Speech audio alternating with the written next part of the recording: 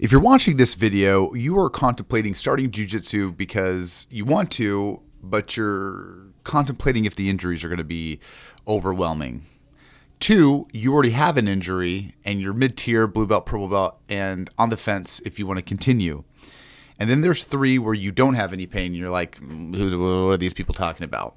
But that's where we're going to start this video. If you are on the fence of starting jiu-jitsu, I want to give you guys 3 things to think about, and then we're going to get into this video that is going to preface what's going on.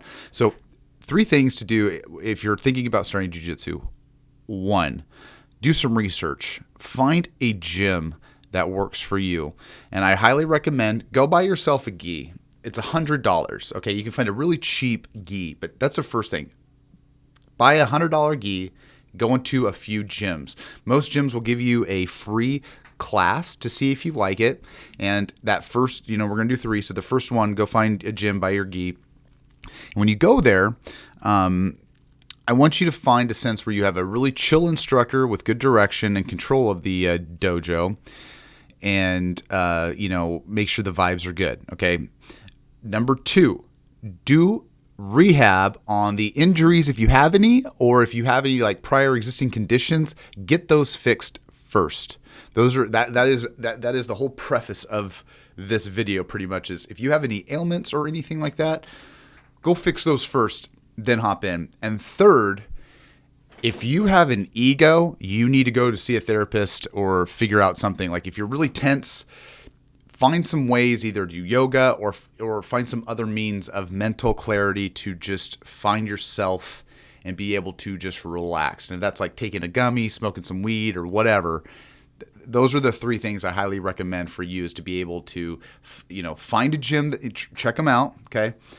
Take care of your pre-existing conditions and have some mental clarity of just calm, cool, and collective, okay? Because injury partially and mainly is the number 1 reason why people give up the sport. Also a lot of other reasons, but mainly injury is a big factor. So I want to watch this video with you guys. And once he's done, I want to give you my 2 cents and see what we can conclude on that. All right, let's hop into it. By the end of this video, I'll give you a conceptual understanding of the things that you need to do so that you can do jiu-jitsu for decades to come until you're old and not end up like Remy. I saw the video BJJ saved my life and destroyed my body. And Dorian, who made that video, we did that video.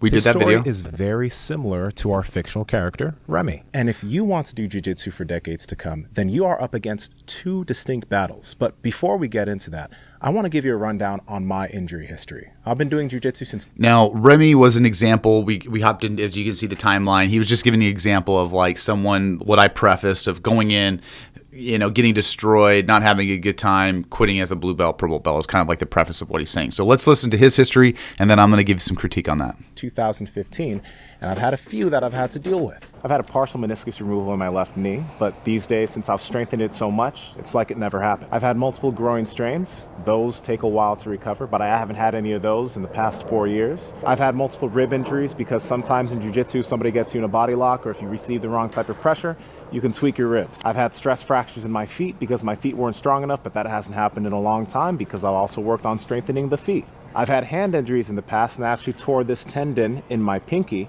but I haven't had any of those since I've been working on strengthening my hands. And there was a time when I was a blue belt that I had about 5 shoulder subluxations, which is a partial dislocation, within the span of 2 weeks.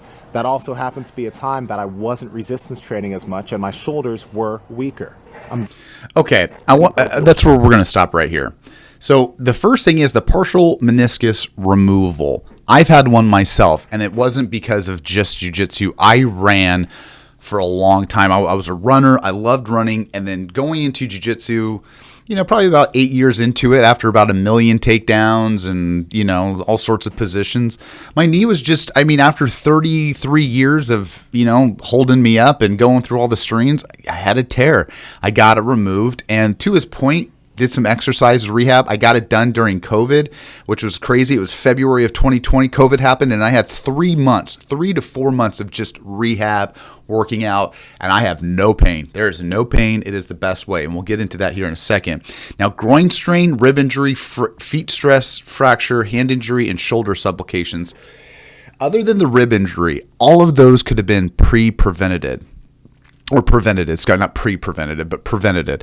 And the reason why, when I stated that very first statement in this video, was because I am a very good people reader. I know how to read people by his demeanor, the way he's talking. I can tell that he is very stiff and very tight with his body. And this is something that I don't think a lot of people really get into when when we talk about jiu-jitsu and what we need to do to get ready to get into it. And a lot of it has to do with our mindset. That's why I said in those three things is that mental clarity. When a lot of people start this sport, they're thinking like, hey, it's going to be high intensity. We've got to push 1,000,000 miles an hour, and we've got to be strong. And all three of those factors are injury inhibiting factors, because you have no elasticity, you have no calm, cool, collective. And again, you have no strength obviously strength, but you have to be able to use that strength in a correct way.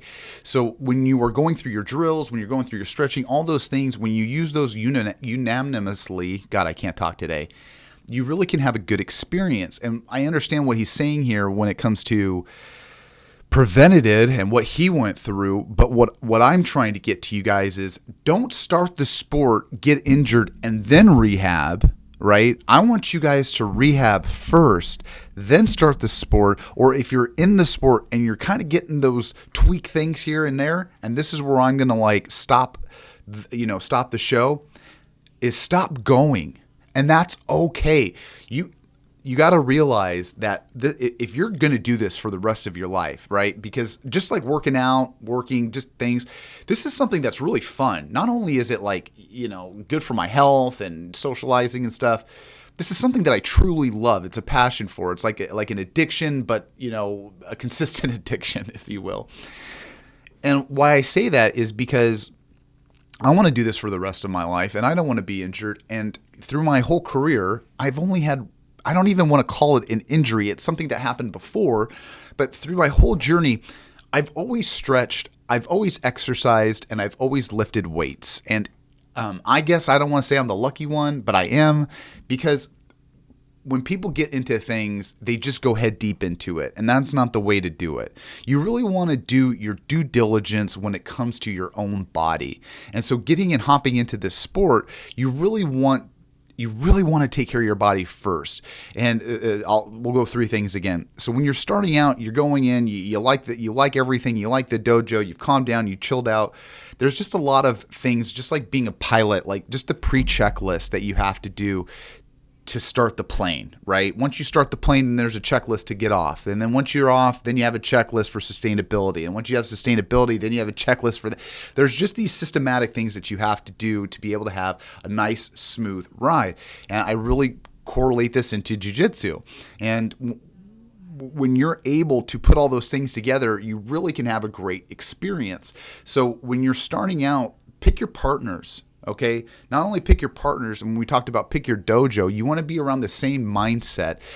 Okay, for instance, so you have AKA. I was at AKA up in San Jose, and then it turned into Dethrone. But I've been to Atos. There's Revolution Dojo. There's a bunch of them. I'm in South Central, everywhere. And what I've noticed is that different gyms have different vibes. So, like for instance, when I was at AKA and Dethrone, very heavy into wrestling. One of the best things I could have done was the wrestling. Second thing was powerlifting. That was another thing. Their gym, it was just workout and wrestling.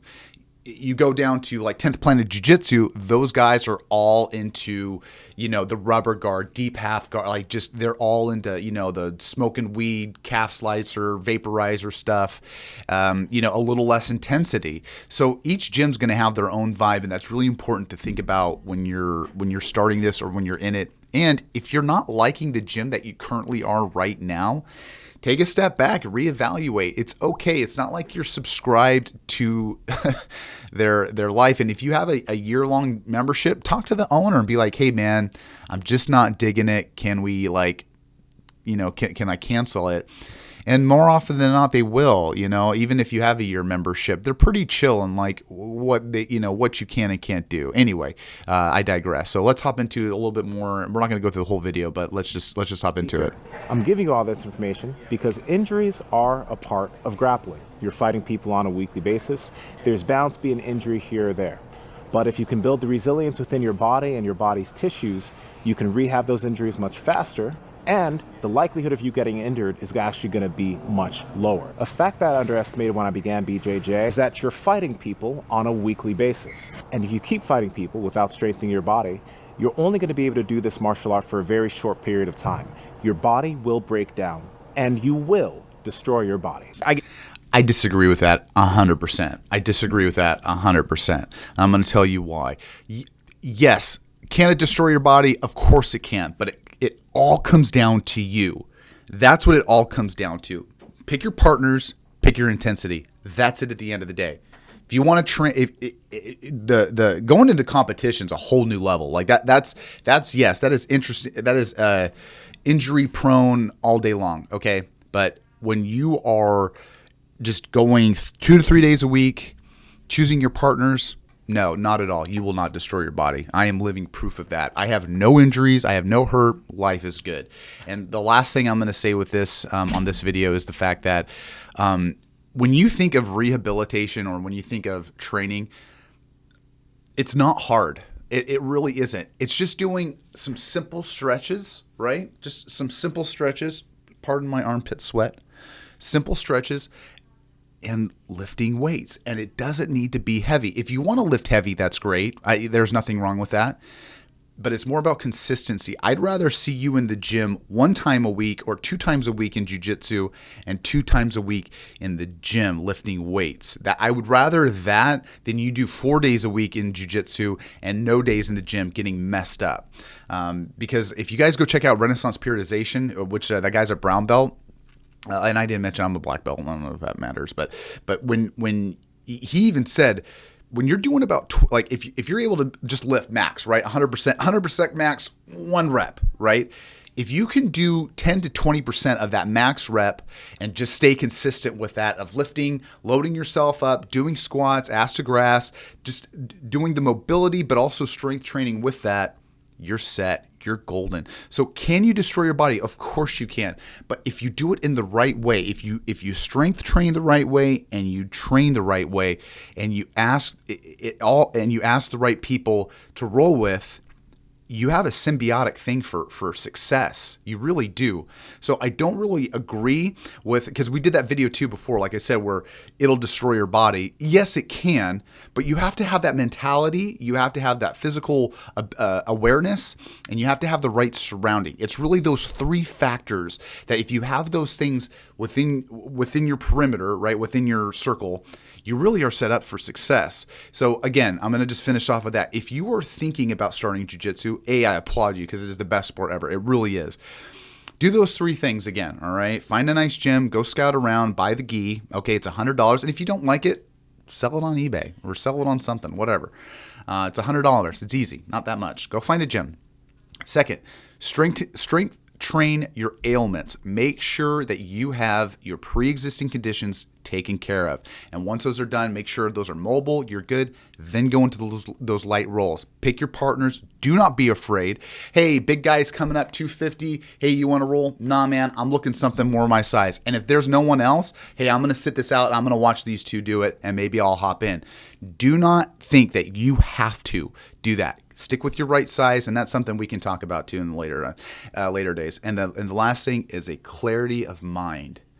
And that is, if you got to go seek some therapy, if you got to go medicate something, whatever, going into a class, going into a role, and having just a decompression of self-awareness, or not decompression, that's the wrong word, just some decompression within yourself and your body, having some flowing movements. And that's why a great example, I don't know if you guys knew this or not, but most drivers in a drunk driving accident, it's usually the drunk driver that survives. Why? Because his body isn't tensed up. So he's driving all drunk and stuff. He's loose, right? But when you got some guy that's looking, he's like, oh, he's tense. And that's where brakes snaps and our body's so tight, it's heavy impact. So again, those 3 things right there can really do a great job preventing those lifelong ailments. All right, guys, I hope that wasn't too long of a rant, but I wanted to encourage you guys that you can do it and you can do this sport responsibly and not having an injury. Love you guys. I will see you in the next video. Have a good one. Be safe out there.